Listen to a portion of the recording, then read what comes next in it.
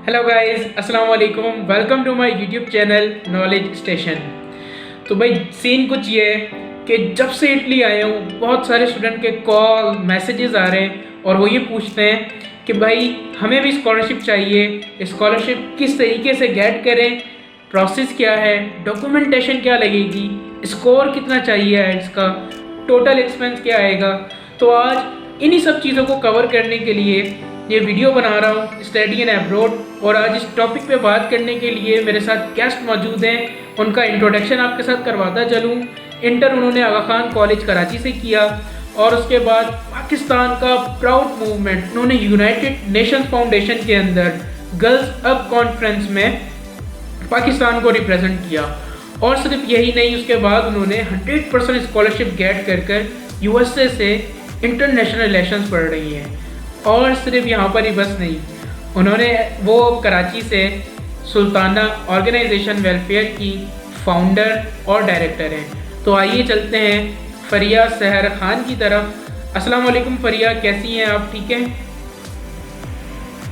अस्सलाम वालेकुम फैज़ान, मैं बिल्कुल ठीक हूँ। तो फरिया हमें बताएं कि अभी तक का आपका अमेरिका के अंदर आप स्टडीज़ कर रही हैं, क्या एक्सपीरियंस है आपका स्टडीज़ के हवाले से? जी फैज़ान, बिल्कुल अच्छा जा रहा है सब अल्हम्दुलिल्लाह। और क्वारंटीन में ज़िंदगी गुजर रही है इस वक्त, और ये वक्त हम सबको याद रहेगा बहुत ज़्यादा कि कोरोना वायरस और उसके असरात क्या गुजरे। जी जी बिल्कुल, क्वारंटाइन के डेज चल रहे हैं और ये बिल्कुल ये दिन याद रखे जाएंगे। तो चलते हैं अपने टॉपिक की तरफ। तो फरिया, आपने स्कॉलरशिप कहाँ से सर्च की? आप क्योंकि बहुत सारे स्टूडेंट्स होते हैं वो इसी बात को पूछ रहे होते हैं, अपने मेंटोर्स से पूछ रहे होते हैं, या स्टूडेंट जो ऑलरेडी बाहर होते हैं उन लोगों को कॉल करके यही पूछ रहे होते हैं कि हम स्कॉलरशिप को कहाँ से सर्च करें, हम स्कॉलरशिप कहाँ से देखें। तो आप ये थोड़ा सा ओवरव्यू दें कि स्कॉलरशिप को सर्च कैसे किया जाता है, फिर सर्च करने के बाद उसका पूरा प्रोसेस क्या होता है। तो स्कॉलरशिप जो होती है वो बेसिकली सिर्फ स्कॉलरशिप नहीं होती है, वो एक सेट होता है जो कि बहुत सारी डिफरेंट चीज़ों का होता है। उसके अंदर आपकी जो कॉलेज की प्रेफरेंस होती है, ख़ासतौर से आपकी कंट्री की प्रेफरेंस होती है, वो इंक्लूडेड होती है। और जो कंट्री की प्रेफरेंस होती है वो कभी भी सिर्फ कॉलेज से नहीं आती है, वो उसके लॉन्ग टर्म जो असरात होते हैं, कहना चाहिए उस कितना इफेक्टिव है वो कंट्री, आपको कितना उससे बेनिफिट होगा, वो सारी चीज़ें उसके अंदर इंक्लूडेड होती हैं। फिर जो स्टेप होता है वो स्कॉलरशिप की तरफ होता है, क्योंकि स्कॉलरशिप तो लाइक फाइनेंशियली हर बंदा चाहता है कि वो अच्छी से अच्छी ऑफ़र अवेल करे। और जो मतलब तो स्कॉलरशिप जो होती है वो सिर्फ आपको फाइनेंशियली नहीं मतलब हेल्प करती है, बल्कि वो आपके जितने भी कहना चाहिए कि आपके जो एकेडमिक्स होते हैं उसके ऊपर बहुत अच्छा इम्पैक्ट आती है। जब भी किसी को बताते हैं कि मैं स्कॉलरशिप में हूँ, या आप आगे जाके जब अपनी CV बनाते हैं तो आपको ये होता है कि आपकी स्कॉलरशिप पे थे वहाँ पर, तो जो आपके एम्प्लॉयर्स होते हैं उनको भी इस चीज़ का बहुत अच्छा इम्पैक्ट पड़ता है। और लाइफ टाइम आपकी एक अचीवमेंट होती है अगर आप स्कॉलरशिप के ऊपर पढ़ रहे होते हैं, या आप स्कॉलरशिप के किसी भी प्रोग्राम का किसी भी चीज़ का हिस्सा होता है। तो स्कॉलरशिप्स जो होती हैं वो बेसिकली दो तरह की होती हैं। पहली स्कॉलरशिप जो होती है वो नीड बेस्ड स्कॉलरशिप होती है, जो दूसरी स्कॉलरशिप होती है वो मेरिट बेस्ड स्कॉलरशिप होती है। जो नीड बेस्ड स्कॉलरशिप होती है उसको हम फाइनेंशियल असिस्टेंस भी कहते हैं, और जो कि हर कॉलेज देता है अमूमन, और जो ताकि वो ये नहीं चाहते कि कोई भी स्टूडेंट जो वो सिर्फ पैसों की वजह से या सिर्फ अपनी फाइनेंशियल स्टेबिलिटी की वजह से या इनस्टेबिलिटी की वजह से वो एडमिशन से ना मिले उसको एडमिशन, वैसा नहीं चाहते। तो जो कंट्रीज़ होती हैं, जो अच्छी कंट्रीज़ होती हैं और जो चाहती हैं कि स्टूडेंट्स आके वो अपॉर्चुनिटीज़ अवेल करें, वो आपको ज़रूर देती हैं फाइनेंशियल असिस्टेंस। और वो फाइनेंशियल असिस्टेंस जो होती है वो आपके पेरेंट्स के जो उनका जो प्रोफेशन होता है, जो उनकी पर्सनल अर्निंग्स होती हैं, और जो आपका जो मतलब एक तरीके से बैकग्राउंड होता है फाइनेंशियल, उसके ऊपर बहुत ज़्यादा मतलब डिपेंड करती है। जो दूसरी मेरिट बेस्ड स्कॉलरशिप होती है वो ऑब्वियसली आपके एकेडमिक्स के ऊपर होती है, और सिर्फ एकेडमिक्स भी नहीं होती है। अगर हम स्पेसिफिकली अगर US की बात करते हैं तो US के अंदर सिर्फ आपको इस बेस पे नहीं देखा जाता कि आप एकेडमिक्स में कितने अच्छे थे, आपको की जो एक्स्ट्रा करिकुलर एक्टिविटीज़ होती हैं, लाइक मैं डिबेटर भी रह चुकी हूँ, मैंने MUMs भी बहुत सारी किए हैं, मैंने बहुत सारी वॉल्टियर जहाँ पे वॉल्टियर कर सकती थी वहाँ पे वॉल्टियर भी किया है, and lot of different things जहाँ पे मुझे अपॉर्चुनिटी मिलती थी I used to avail it. और सर्टिफिकेट्स बहुत सारे मैंने जमा किए हैं ये सारी चीज़ों के, तो आपको वो करना पड़ता है क्योंकि यहाँ पे वो चीज़ देखी जाती है। And last but not the least, आपको स्पोर्ट्स जो है वो बहुत ज़्यादा आपको एक एज देता है यहाँ पर ख़ास तौर से, क्योंकि स्पोर्ट्स की भी स्कॉलरशिप्स होती हैं और एथलेटिक्स जो है वो बहुत एक बड़ा पार्ट है हमारी वेस्टर्न सोसाइटी का। जी फरिया, तो आपने भी हमें मेरिट बेस्ड और नीड बेस्ड स्कॉलरशिप के अंदर फ़र्क बताया। तो अब और इसको अब आप बताएं कि हम इसको अवेल कैसे कर सकते हैं। लाइक हम मिनिमम मार्क्स इसके लिए कितने हो, बिल्कुल वो आपने सारी चीज़ें बताई कि आपने मंथ्स अटेंड किए हुए, आपके पास सर्टिफिकेशन होते, और आपकी एक जो बिगेस्ट अचीवमेंट है वो आप यूनाइटेड नेशंस फाउंडेशन के अंदर गर्ल्स सब कॉन्फ्रेंस के अंदर आपने पाकिस्तान को रिप्रेजेंट किया है। एक ये आपकी बहुत बड़ी और एक बहुत अच्छी अचीवमेंट है। तो इसके अंदर बताएं कि एक आम स्टूडेंट जो ये चीज़ें नहीं कर सकता, तो उसके लिए क्या प्रोसेस है, उसके एजुकेशन मार्क्स क्या होने चाहिए, उसके पास अगर आइल्स नहीं है तो उसको टॉफिल की तरफ जाना चाहिए, अगर उसके पास आइल्स और टॉफिल दोनों ही नहीं है तो उसको किस तरफ जाना चाहिए। तो इसके ऊपर थोड़ा प्रोसेस बताइएगा। तो एक्चुअली होता ही है, टू सम इट अप, कि जो भी स्टूडेंट जो अप्लाई करना चाहेगा वो ऑलरेडी इतनी चीज़ों के अंदर इन्वॉल्व होता है, मतलब कॉमनली जिसको ऑलरेडी चीज़ों के बारे में पता होता है, उसको अपॉर्चुनिटीज़ के बारे में पता होता है, तो अमूमन कुछ ना कुछ होता है, आपके पास एक्सपोजर होता है इन सब चीज़ों के अंदर जिसको आप अवेल कर रहे होते हैं, और फिर सडनली आपको ये होता है कि यार क्योंकि मैं ऑलरेडी इतनी सारी अपॉर्चुनिटीज़ अवेल कर चुका हूँ, क्योंकि मेरे अंदर इतना कॉन्फिडेंस आ चुका है कि अगर मैं इस चीज़ की तरफ जाऊँगा तो इट विल बी बेटर, और मुझे एक नई तरीके से एक्सपोजर मिलेगा, मेरा विजन जो है वो ब्रॉड होगा, और मुझे बहुत सारी और जो है ना चीज़ों के अंदर इन्वॉल्व होने का मौका मिलेगा। तो जो आईएल्स का जहाँ तक सवाल है, आईएल्स के अंदर मैं क्योंकि एडमिशन्स ऑफिस के अंदर as a part time assistant admissions भी मैं जॉब करती हूँ, तो मुझे मतलब कि बहुत सारे ऐसे इंटरनेशनल स्टूडेंट्स होते हैं जो कि आईएल्स भी भेज रहे होते हैं, टोफिल तो भेजते ही हैं लेकिन आईएल्स भी भेज रहे होते हैं। तो लेकिन रिक्वायरमेंट्स की जहाँ तक बात होती है ना, तो वो आपको टोफिल ज़्यादा मतलब कि बेहतर होता है आपके लिए, क्योंकि यू सबमिट टोफिल और टोफिल अटैम्प्ट करते हैं अगर आप। ठीक, मतलब अमेरिका के अंदर टॉफिल कंसीडर किया जाता है। जी बिल्कुल, टोफिल कंसिडर किया जाता है यूएस के अंदर। आईएल्स जो है वो कनाडा, ऑस्ट्रेलिया, इस तरह की कंट्रीज में। बिल्कुल फरिया, आपने बिल्कुल ये बड़ी एक अच्छी चीज़ बताई, और ये मिनिमम रिक्वायरमेंट्स आपने बताई है स्कॉलरशिप गेट करने की। तो ये तो चले मिनिमम रिक्वायरमेंट्स हो गई, इसके अलावा कौन से डॉक्यूमेंट्स होते हैं नेसेसरी जो एक स्टूडेंट को कलेक्ट कर कर रखने चाहिए, जो उसको आगे जाकर नेसेसरी उसको हो सकते हैं डॉक्यूमेंट्स। तो डॉक्यूमेंटेशन से पहले जो मेन डॉक्यूमेंट होता है वो होता है आपका I-20। So I-20 is basically a document which is issued by the college, जिसमें आप पढ़ रहे होते हैं, लाइक पढ़ना चाह रहे होते हैं एक्चुअली, जो आपको स्कॉलरशिप ग्रांट करता है। तो I-20 वो कॉलेज आपको इशू करता है। इसके बाद जब वो I-20 आपके पास आ जाता है तो आप अपने वीज़ा के प्रोसेस की तरफ जाते हैं। जब आप वीज़ा के प्रोसेस के लिए जाते हैं तो आप अमूमन जो स्टूडेंट्स होते हैं या जो वैसे भी विजिट वीज़ा वगैरह के लिए भी अप्लाई कर रहे होते हैं, वो लोग एजेंट्स के थ्रू जो है ना वो अप्लाई करते हैं अपने वीज़ाज़ को। तो एजेंट्स के थ्रू जब आप अप्लाई करते हैं तो आपकी जितनी भी इन्फॉर्मेशन होती है, आपके जितने भी डॉक्यूमेंट्स होते हैं, वो सारे एजेंट्स जो होते हैं वो आपसे पूरी कलेक्ट कर लेते हैं। फिर इसके बाद वो आपके प्रोसेस के अंदर डालते हैं। उसके अंदर बहुत सारे डॉक्यूमेंट्स होते हैं, उसके अंदर बहुत सारे फॉर्म्स होते हैं, और वो आपको फिल करने होते हैं, वो आपकी रिक्वायरमेंट्स पूरी करनी होती हैं, और फिर इसके बाद आप उसको वीज़ा एम्बेसी भेजते हैं। वीज़ा एम्बेसी आपका I-20 भी जाता है। तो जो आपका I-20 होता है वो जाता है एम्बेसी, ऑफ कोर्स आपका पासपोर्ट जाता है, आपकी जो मज़ीद जो आपके लीगल डॉक्यूमेंट्स होते हैं जो एम्बेसी को रिक्वायर्ड होते हैं वो जाते हैं, क्योंकि आपके जो एकेडमिक जो डॉक्यूमेंट्स होते हैं वो तो ऑलरेडी कॉलेज को रिसीव हो चुके होते हैं, तो उसकी बेसिस पे वो आपको I-20 इशू करते हैं। तो फिर इसके बाद अपना जब आप जाते हैं, अमूमन आप जब इंटरव्यू पे जाते हैं तब आप वहाँ पर बैंक स्टेटमेंट अपना साथ लेके जाते हैं, और वैसे वो प्रोसेस के दौरान डॉक्यूमेंटेशंस के ना एम्बेसी भेजना ज़रूरी नहीं होता, लेकिन ले जाना ज़रूरी होता है। बिल्कुल। फरिया, बैंक स्टेटमेंट इसके अंदर कितनी रिक्वायर्ड होती है वीज़ा अप्रूव्ड होने के लिए?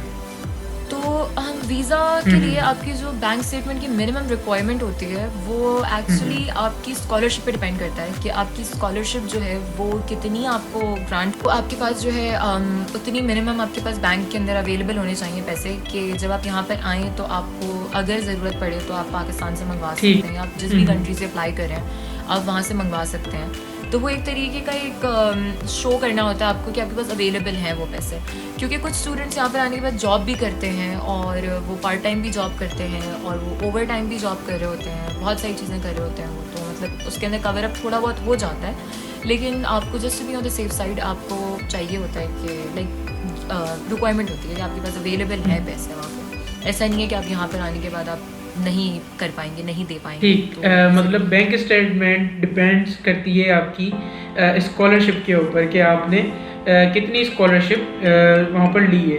ठीक है, तो फरिया ये तो ठीक है, स्कॉलरशिप की चीज़ हो गई। इसके अलावा बताएं कि हमारा टोटल एक्सपेंस स्कॉलरशिप गेट करने तक और वहाँ पहुँचने तक क्या होता है? That's a very nice question.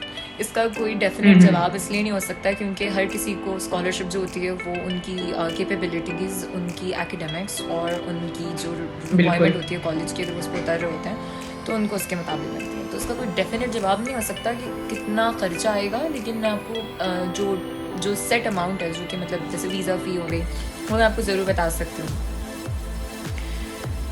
तो 25,000 तो आपके कहीं नहीं गए, वो तो आपको वीज़ा फ़ी के लिए भरने पड़ते हैं। इसके अलावा जब आप एप्लीकेशन भरे होते हैं तो कुछ कॉलेजेस जो होते हैं, जो मतलब बड़े कॉलेजेस होते हैं या बड़ी बड़ी यूनिवर्सिटीज़ होती हैं, वो आपको कॉमन एप्लीकेशन या यूनिवर्सल एप्लीकेशन या आपको इस तरह की जो एप्लीकेशन फोरम्स हैं उसके थ्रू आपको वो कहते हैं कि आपने एप्लीकेशन हमें सबमिट करानी है। उसके थ्रू आप मल्टीपल कॉलेजेस को भी सबमिट करा सकते हैं और आप सिर्फ एक कॉलेज को भी करा सकते हैं। उसकी मिनिमम फ़ीस होती है, जैसे कि आपकी कॉमन एप्लीकेशन है, कॉमन एप्लीकेशन की फ़ीस जो है वो $75 है, तो वो आपको सबमिट करानी होती है। इसके अलावा जैसे मैंने बताया आपको 25,000 आपकी वीज़ा फ़ी है। इसके अलावा जब आपका एडमिशन हो जाता है किसी कॉलेज के अंदर, आपको स्कॉलरशिप मिल जाती है, तो वो ये चाहते हैं जिस तरह से आप कभी घर खरीदते हैं तो आप उसके लिए टोकन मनी देते हैं, या आप गाड़ी रिजर्व कराते हैं तो आप उसके लिए टोकन मनी देते हैं। तो ऐसी कॉलेजेस के अंदर एडमिशन को होल्ड करने के लिए आपको एक टोकन मनी देना होता है। तो स्पेसिफिकली रोनोक कॉलेज के अंदर जो आप डिपॉजिट कराते हैं आपका एडमिशन के अंदर, आपको लेटर ऑफ एक्सेप्टेंस आने के बाद, तो वो $500 होती है। तो ये खर्चा आपका इनिशियल बेसिस के ऊपर होता है। फिर उसके बाद आपका एयर फेयर होता है, और फिर जब आप जाते हैं तो आपकी अकोमोडेशंस होती हैं जो आप जिस तरह से करते हैं। कुछ लोग ऑन कैंपस रहते हैं, कुछ लोग कम्यूटर होते हैं, वो ऑफ कैंपस रहते हैं, उनके रिलेटिव्स होते हैं या उनको होस्ट फैमिलीज़ मिलती हैं, तो वो उनके पास मतलब कि अपने अरेंजमेंट्स कराते हैं। तो इस तरह से हर बंदे का अलग अलग तरीके का एक्सपेंस आता है, लेकिन जो सेट एक्सपेंस है वो आपका वीज़ा फ़ी, आपका जो डिपॉजिट है और आपका जो एयर फेयर होता है वो आपका आता है उस चीज़ के अंदर, और एप्लीकेशन की फ़ी। अच्छा, मतलब इसको अगर हम एक्सपेक्टेड एक अमाउंट देना चाहें तो वो $5,000 या $3,000 तक होगा, राइट? आपका एयर फेयर, आपकी कॉलेज की डिपॉजिट फ़ी जो है और आपकी वीज़ा फ़ी जो है, उसको मिला के आप 1,000-1,500 कर सकते हैं उसको, क्योंकि डॉलर वैसे ही नहीं बहुत। बिल्कुल। फरिया, लाइक यहाँ पर जितने भी स्टूडेंट्स होते हैं वो जाते हैं कंसल्टेंट्स के पास, और कंसल्टेंट्स उनको कहते हैं कि 50% स्कॉलरशिप है, 100% स्कॉलरशिप है। इस हवाले से बताएं कि यूरोपियन कंट्रीज़ के अंदर और USA वगैरह के अंदर स्कॉलरशिप बिल्कुल, एजुकेशन बिल्कुल फ्री है, या फिर ये कंसल्टेंट जो होते हैं वो मतलब क्लाइंट बनाने के लिए हरकतें कर रहे होते हैं? तो इस हवाले से थोड़ा बताएं। हरकतें नहीं कर रहे होते वो। होता ही है कि जो भी लाइक जैसे फॉर एग्जांपल अगर हम ऑस्ट्रेलिया की बात करते हैं, वैसे हमारा कोर कंट्री ऑस्ट्रेलिया है नहीं, हम अमेरिका के बारे में बात करें, but I just touch upon it कि जो ऑस्ट्रेलिया के अंदर जो मतलब कंसल्टेंट्स, खासतौर से आजकल पाकिस्तान के अंदर जो कंसल्टेंट्स हैं वो ऑस्ट्रेलिया बहुत आपको रेफर करते हैं। आप ऑस्ट्रेलिया चले जाएँ, आप कनाडा चले जाएँ, क्योंकि वो ईजी है और वहाँ पर लोगों के लिए लाइक चाहते हैं कि वहाँ पर लोग आएँ, और वहाँ पर यूनिवर्सिटीज़ बहुत सारी अपॉर्चुनिटीज़ भी दे रही हैं।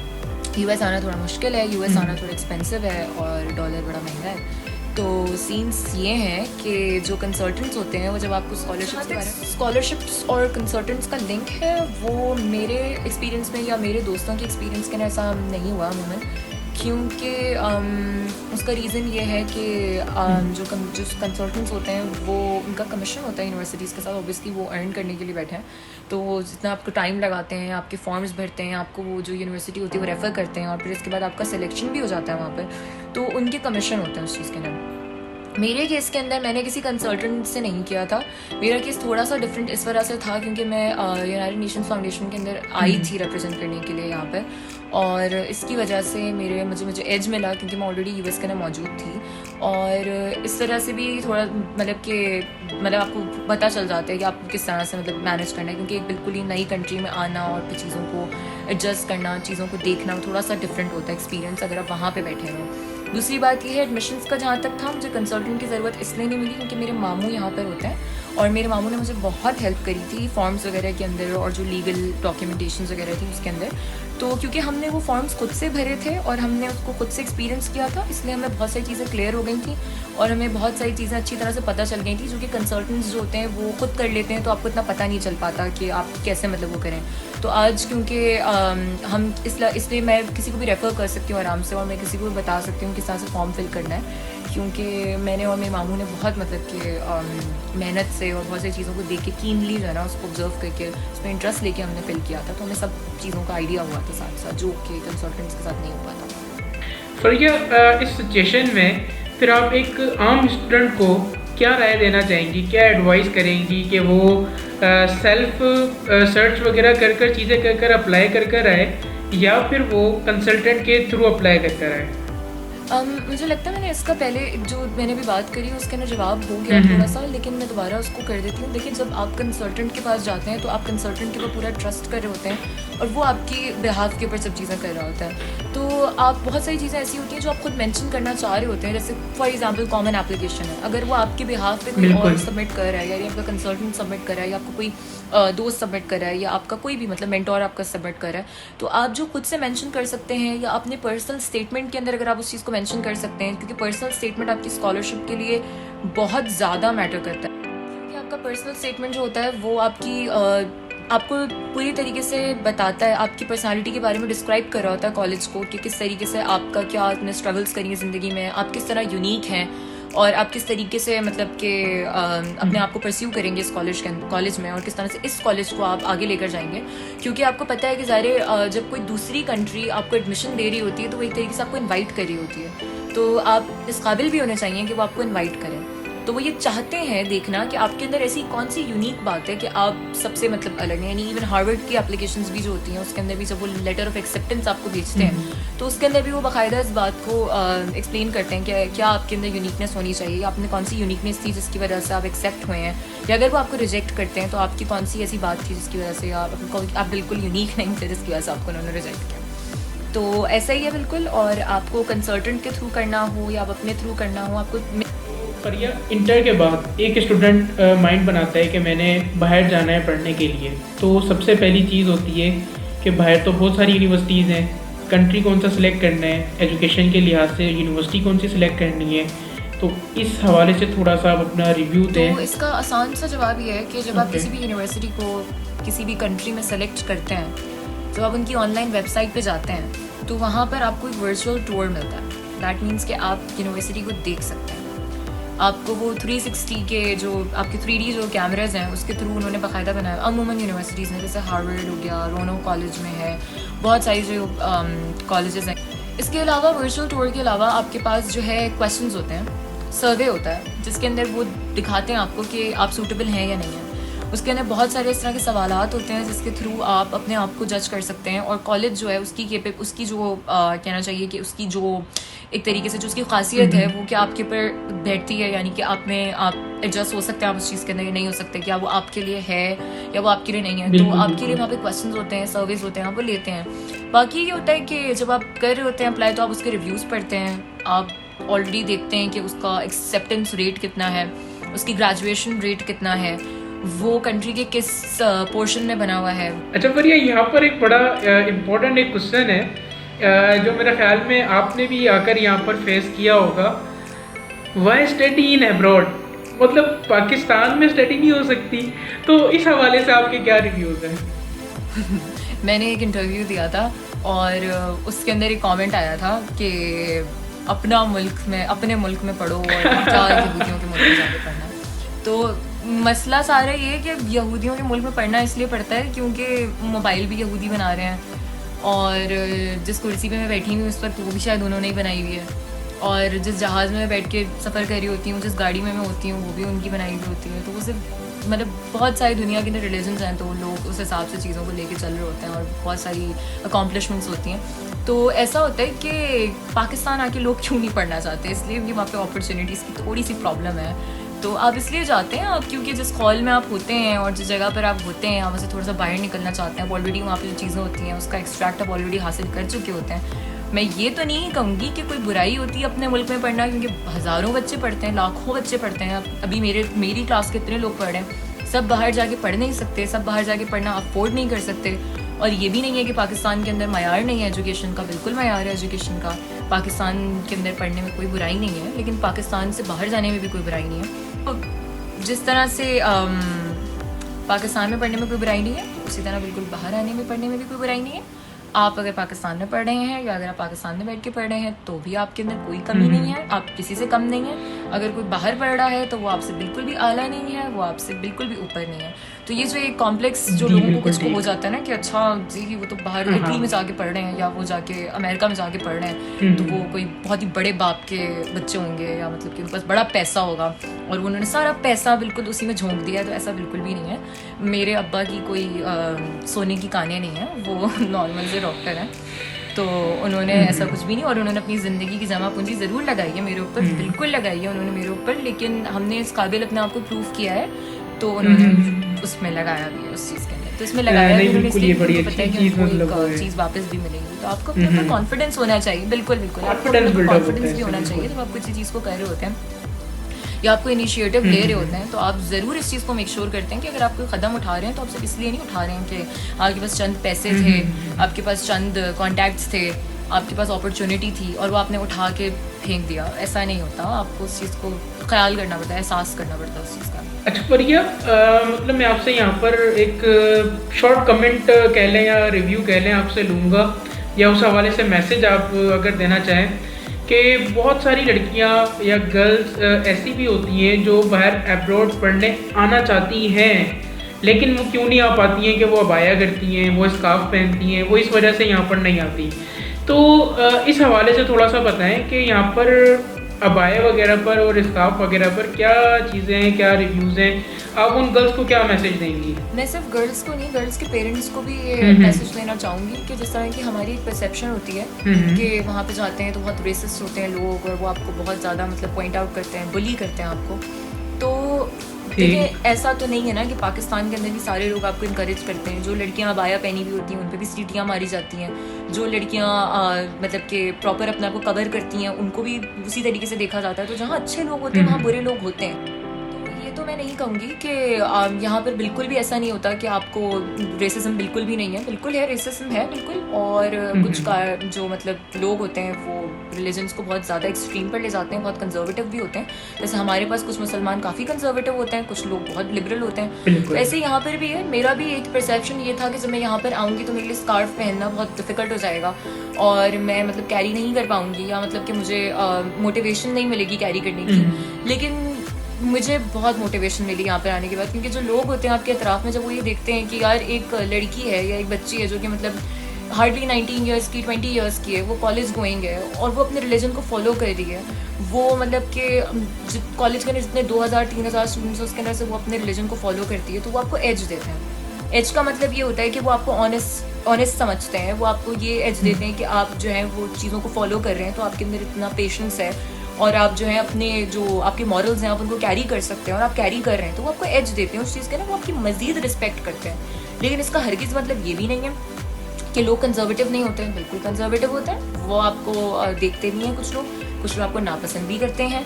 कुछ लोगों के एक्सपीरियंसेस इस तरह के रहे होते हैं मुसलमानों के साथ कि जिनके बुनियाद के पर वो आपको नहीं पसंद करते बिल्कुल भी। लेकिन अगर आप ये नोटिस करना शुरू हो जाएं कि यार ये बंदा मुझे पसंद नहीं करता इसलिए मुझे सब पसंद नहीं करते होंगे, अगर आप जनरलाइज करना शुरू कर दें चीज़ों को, तो इट्स एब्सोल्युटली रॉन्ग। मैं इस चीज़ को बिल्कुल भी सपोर्ट नहीं करूँगी, क्योंकि जब आप आ रहे होते हैं बाहर पढ़ने के लिए तो आप बहुत कुछ अपना जो है ना सेक्रीफाइस कर बहुत कुछ अपना दाव पर लगाकर बहुत कुछ पीछे छोड़ कर आ रहे होते हैं। अब कुछ नई आदतों को अपनाना पड़ता है, कुछ नई आदतों को आपको अपनी ज़िंदगी में शामिल करना पड़ता है। तो वो करने के लिए आपको पेशेंस चाहिए होता है और वो पेशेंस जो है वो आपको वक्त सिखा देता है। जब ट्रैवल होता है, जब आप यहाँ पर आते हैं तो ये कोई 1 घंटे में तो नहीं पहुँचते आप, ज़रा आपको 20 घंटे 24 आवर्स आपको लग जाते हैं आने में। तो आपके अंदर वो पेशेंस होता है जो आपको ट्रैवलिंग सिखाती है, जो आप उस तरीके से चीज़ों को फिर आप परस्यू करते हैं, फिर उस चीज़ को लेके चलते हैं। तो ऐसे ही बिल्कुल जहाँ अच्छे लोग हैं वहाँ बुरे लोग भी हैं। बिल्कुल आपको प्रमोट करना चाहिए, लेकिन आपको ये एक्सपेक्ट नहीं करना चाहिए कि आप यहाँ पर आने के बाद सारे लोगों को एक दिन के अंदर मुसलमान कर देंगे। ये पॉइंट बहुत ज़्यादा मतलब कि लोगों को अंडरस्टैंड करना चाहिए। आप कभी भी एक्सट्रीमिस्ट नहीं हो सकते। आप उनके मुल्क में आए हैं, वो आपके मुल्क में नहीं आए। वो शॉर्ट्स भी पहनेंगे, वो उनका जो दिल करेगा वो करेंगे। आप उनको ये ज़रूर बता सकते हैं कि आपकी आइडियोलॉजी क्या है और वो क्यों सही है, लेकिन आप उन पे नहीं इम्पोज कर सकते उस चीज़ को। ये ज़रा थोड़ा गलत हो जाता है कि आप यहाँ पर आ भी रहे हैं, आप उनके मुल्क में आ रहे हैं, फिर आप उनको जज भी करना शुरू कर दें कि वो देखो उसके साथ जा रही है या वो देखो उसके साथ जा रहा है। It's absolutely wrong, at least according to me. अच्छा फरिया, आप अमेरिका में अभी मेरा ख्याल में इंटरनेशनल रिलेशंस आप कर रही हैं और सेकंड ईयर के अंदर हैं, तो आपने पाकिस्तान और अमेरिका की स्टडीज़ के अंदर क्या डिफरेंस यहाँ पर अभी तक देख रहे हैं? स्टडीज़ के अंदर तो बहुत डिफरेंस है, एक ज़मीन आसमान का डिफरेंस है। छोटी सी मिसाल इसकी ये है जो कि बहुत ज़्यादा प्रॉब्लमेटिक है हमारी सोसाइटी के अंदर, पाकिस्तान के करिकुलम के हिसाब से, सिलेबस के हिसाब से। जो किताब मेरे बाबा ने पढ़ी थी, जो किताब मेरी अम्मी ने पढ़ी थी, वही किताब मैंने भी पढ़ी। वही स्टोरीज़ उसके अंदर वही मौजूद थी जो मैं पढ़ी थी। ऐसा नहीं था कि मुझे कोई नई चीज़ सीखने को मिली। वो मेरे अब्बा को वही चीज़ रटी हुई थी पूरे तरीके से, कि जो तौसीफ़ का ख्वाब और जो है कि कहते हैं वो जो सारी तमाम किताबें थी वो सब रटी हुई थी। तो यहाँ पर जो सिलेबस होता है वो आपकी कैपेबिलिटीज़ के हिसाब से बनाया जाता है, स्टूडेंट को समझाने के लिए बनाया जाता है, उसको रटाने के लिए नहीं बनाया जाता। दूसरी बात ये होती है कि एक कल्चरल डिफरेंस होता है यहाँ पे, कि आप जब यहाँ पर आते हैं तो ऑब्वियसली बहुत बड़ा डिफरेंस ये होता है कि जब मैं आगा खान में जाती थी तो आगा खान के अंदर हम यूनिफॉर्म कैरी करते थे, लेकिन यहाँ पर जो कॉलेज है, क्योंकि आप वहाँ पे यूनिफॉर्म नहीं पहनते, आप जो है अपने कैजुअल ड्रेसिंग के अंदर जाते हैं, कैजुअल अटायर होता है आपका, आप उसके अंदर जा रहे होते हैं, आपको जो पहनना होता है। कुछ जो बच्चे बिल्कुल स्लीपिंग सूट में भी आ जाते हैं क्लासेस के अंदर, और आप कि कोई इतनी उस चीज़ के अंदर इतना बड़ा नहीं होता। तो ये सबसे बड़ा एक मेरे लिए शौक था, क्योंकि मैं एक यूनिफॉर्म बेस्ड जो एक स्कूल था मैं वहाँ से आ रही थी, एंड देन फिर इसके बाद suddenly I could wear anything I wanted to. दूसरी चीज़ ये है कि एक छोटा सा वाक़या है जो मैं शेयर कर सकती हूँ कि जब मैं क्लास के अंदर गई तो आई वाज वेरी जो अटेंटिव। छोटा सा वाक़या है जो मेरे लिए बहुत फ़नी सा भी है, क्योंकि मेरे लिए बहुत कि थोड़ा एम्बैरेसिंग हो गया था। जब मैं हमें तो बचपन से सिखाया जाता है ना कि हम जब क्लास के अंदर होते हैं तो हम खड़े होते हैं बाकायदा, और फिर इवन आगा खान में भी जब हम अपने हाई स्कूल के अंदर थी मैं, तो आप जब टीचर शाम आते हैं क्लास के अंदर तो आप पूरा खड़े हो जाते हैं और आपने एक पूरी रिदम के अंदर आपने सलाम करना होता है उसको, तो आप उनको पूरा सलाम, हाँ बिल्कुल, आप उनको पूरा सलाम करते हैं और फिर इसके बाद फिर आप बैठते हैं जब वो आपको बैठने की इजाज़त देते हैं। तो it was my first day of class, और मेरी जो प्रोफेसर थे, मेरे सोशियोलॉजी के प्रोफेसर थे, वो क्लास के अंदर आए और उन्होंने आते के साथ ही मेरे से अपना सामान वगैरह रखा उन्होंने, तो मैंने खड़ी होके मैंने उनको ज़ाहिर सलाम तो ऑब्वियसली, तो I was just trying to greet him कि वो क्लास के अंदर आए हैं और वो प्रोफेसर हैं मेरे, तो मैंने कि उनके साथ ये हरकत की थी। तो फिर मुझे वो बड़े मोहब्बत के साथ उन्होंने मुझे देख के, बड़े खुलूस के साथ उन्होंने मुझे कहा it's okay you can sit down now. तो मैं बैठ गई थी। तो मुझे ये था कि कॉलेज है, प्रोफेसर हैं और टीचर हैं, उस्ताद हैं, और उनकी रिस्पेक्ट करनी है, तो ये हुआ। लेकिन फिर इसके बाद समझ में आ गया कि क्या चीज़ है। दूसरा ये है कि कल्चरल जो डिफरेंस होता है वो एक और भी है। अभी तक मेरे अंदर ये, मैं हेजिटेंट होती हूँ उस चीज़ के ऊपर कि जब भी क्लास के अंदर, क्योंकि मॉर्निंग क्लासेस भी होती हैं बहुत सारी, भूख लग रही होती है सुबह सुबह, तो क्लास के अंदर आज सच कोई इशू नहीं होता, क्योंकि स्टूडेंट्स जो होते हैं वो कॉफ़ी का जो मग होता है वो लेकर आए हुए होते हैं, और वो अपने जो भी उनको खाना होता है, जूसेस होते हैं उनके, वो सब वो आए हुए होते हैं, ब्रेकफास्ट उनका चल रहा होता है क्लासेस में। और कभी कभी प्रोफेसर्स जो होते हैं वो हमारे, वो भी बहुत सारी चीज़ें जो है वो हमारे लिए लेकर आए हुए होते हैं, और वो कैंडीज़ हो गई और चीज़ें हो गई। तो वो उनका कल्चर है जो उनको स्कूल से, उनके जो मिडिल स्कूल, उनका जो हाई स्कूल है, उससे उनको ऐसे ही है उनके साथ प्रोफेसर्स का जो रवैया है। तो हमारे पास ऐसा नहीं होता कि प्रोफेसर आएंगे और उनकी एक स्टर्न शक्ल बनी हुई होगी और वो आते के साथ ही आपको जो है ना कि 2-3 आपको ऐसे कि आपको ऐसा लगेगा कि वो घर में लड़ाई करके आए बहुत बुरी तरह, ऐसा नहीं होता।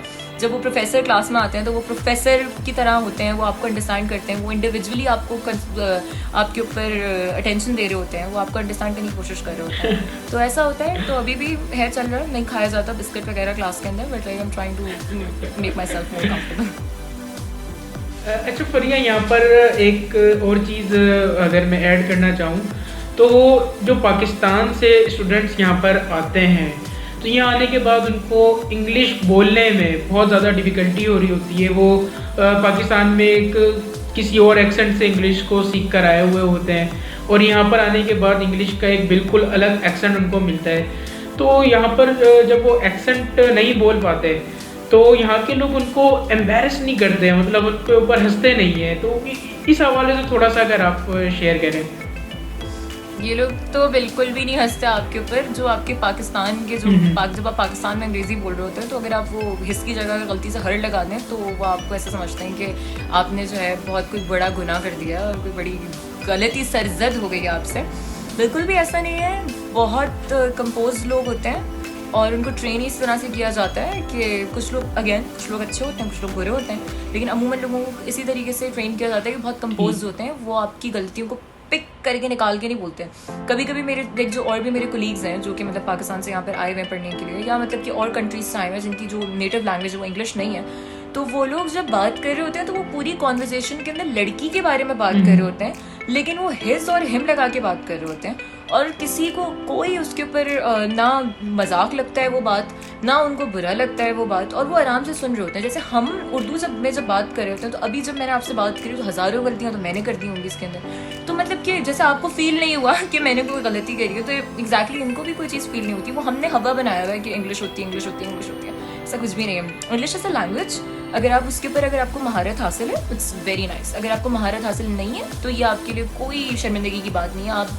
मतलब जैसे बात करना चाहे आप कर सकते हैं, आपकी बात कन्वे हो जानी चाहिए, और वो आधे से ज़्यादा चीज़ें तो आपकी एक्सप्रेशंस के थ्रू कन्वे हो जाती हैं। फरिया, कहा जाता है कि यूएसए लैंड ऑफ अपॉर्चुनिटीज़ है, आप इसके बारे में क्या कहेंगे? क्या वाकई यूएसए लैंड ऑफ अपॉर्चुनिटीज़ है? बिल्कुल Faizan, USA is a land of opportunities, और उसके बहुत सारे रीज़न्स हैं। उसके अंदर से एक रीज़न ये है कि यहाँ पर पूरी दुनिया से जो लोग होते हैं वो आते हैं यहाँ पर, वो अपने आप को मनवाते हैं, वो आपको मौका देते हैं, वो आपसे एक्सपीरियंसेस हासिल करते हैं, वो आपको बहुत सारी चीज़ें एक्सपीरियंस कराते हैं। तो बहुत सारी चीज़ें मिल के हो रही होती हैं। पूरी जो लोग होते हैं वो अपने अपने अलग अलग चीज़ों के नज़रिए होते हैं, उनके बहुत सारे विजन उनका डिफरेंट होता है आपसे। ज़रूरी नहीं है कि वो उसी लेंस से देखें चीज़ों को जिस लेंस से आप देखते हैं, तो इट्स नॉट दैट। आपको बिल्कुल भी जज नहीं करते, आपको बिल्कुल भी मॉक नहीं करते, आपको मौका देते हैं, और इसीलिए आप आगे बढ़ते हैं। इसीलिए इसको लैंड ऑफ अपॉर्चुनिटीज़ कहा जाता है, क्योंकि आपको कोई रोकता नहीं है यहाँ पर चीज़ों से। आप जिस तरह से ड्रेस करना चाहें, जिस तरह से आप खाना चाहें, जिस तरह से जो आप पढ़ना चाहें आप पढ़ सकते हैं। अगर बहुत सारे आपके वीक पॉइंट्स होते हैं, कुछ सब्जेक्ट्स कैसे होते हैं जिसके ऊपर आप नहीं मतलब मेहनत कर रहे होते हैं, लेकिन उसके बावजूद भी आप उसके अंदर नहीं अकॉम्प्लिश कर पा रहे होते वो गोल जो आप चाहते हैं, तो आपको जो काउंसलर्स होते हैं, जो आपके साथ जो फ्रेंड्स होते हैं आपके, जो आप यहाँ बनाते हैं आकर, वो आपको हेल्प आउट करते हैं। वो कभी भी आपको इस चीज़ पर डिस्करेज नहीं करते हैं कि आपने ये चीज़ आप क्यों कर रहे हैं, आपको नहीं करनी चाहिए थी, या आप फेलियर हैं। इस तरह का कुछ भी नहीं होता। जैसे हमारे पास तो एक भी सब्जेक्ट में अगर सप्ली आ जाए तो फिर तो आप डिप्रेशन में ही चले जाए बंदा। ऐसा नहीं होता। यहाँ पर आपको मौका मिलता है, आपको एक सिस्टम इस तरह का है जिसका जब कोई स्टूडेंट हिस्सा बनता है तो वो बहुत इन्जॉय करता है, पढ़ाई को इन्जॉय करता है, तभी वो पढ़ाई कर पाता है। उसको बर्डन नहीं समझता, वो उसको एक रिक्वायरमेंट समझता है और उसको अकॉम्प्लिश करने की कोशिश करता है। बिल्कुल फरिया, बहुत बहुत शुक्रिया। आपने अपने कीमती वक्त में से हमें टाइम दिया और स्टडी एंड अब्रॉड के हवाले से बहुत अच्छी और यूज़फुल इंफॉर्मेशन हमारे साथ शेयर की। और न सिर्फ इंफॉर्मेशन आपने बल्कि वहाँ के इन्वायरमेंट के हवाले से भी हमारे साथ बहुत कुछ शेयर किया। So once again thank you. And जाते जाते बस आप सबसे एक रिक्वेस्ट है, भाई के चैनल को लाइक करो, सब्सक्राइब करो और शेयर करो, और यूज़फुल इंफॉर्मेशन के साथ जुड़े रहो। तो फरिया, आप कुछ कहना चाहेंगी चैनल के लिए? पहली बात तो ये कि वक्त तो सबका कीमती होता है, आपका वक्त भी कीमती है। आप क्योंकि दूसरे लोगों को इस बात से अवेयर करने के लिए कि किस तरह से स्कॉलरशिप्स दी जाती हैं, तो thank you to you too. बाकी जो मेरा मैसेज है वो ये सिर्फ इतना सा ही है कि स्कॉलरशिप जो है वो हासिल करने की कोशिश ज़रूर करें। सिर्फ अमेरिका की हद तक अपने आप को बाउंड नहीं करें, बल्कि और कंट्रीज़ के अंदर भी बहुत सारी अपॉर्चुनिटीज़ होती हैं। बहुत सारी कंट्रीज़ हैं जो बहुत अच्छी अच्छी स्कॉलरशिप्स आपको ऑफर करती हैं। वहाँ भी बहुत सारे एक्सपीरियंसेस ऐसे हैं जो आप हासिल कर सकते हैं। तो आप ज़रूर उसको भी ज़रूर देखें, और अपनी जो कहना चाहिए एक तरीके से आपका जो नज़र है उसको एक तरीके से बाउंड नहीं करें। मेरे पास अल्फाज नहीं होते, इतना तुमने मुझे बुलवा लिया ना।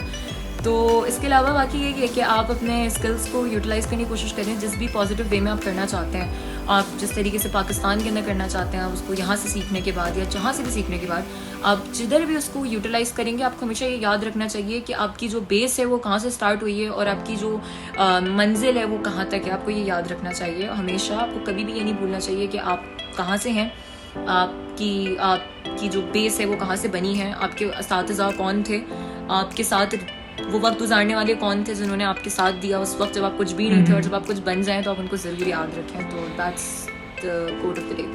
तो आप उसको जो है आप लाइक करें, सब्सक्राइब करें और वीडियो को शेयर करें, और फैज़ान के लिए जल्दी से लड़की ढूंढें ताकि फैज़ान जो है वो डोले राजा बनके उनकी एक व्लॉग आ रही Thank you, होगी thank you, YouTube पे कि बिल्कुल, मेरी शादी इस के चीज़ दिन पर भी दुल्हन गौर से किया पूछूंगी जाएगा आपकी बहुत क्या जल्दी। एहसास और जज्बात है इस अल्लाह चीज़ के हाफिज, बारे में। अल्लाह हाफिज, थैंक यू तो वंस अगेन।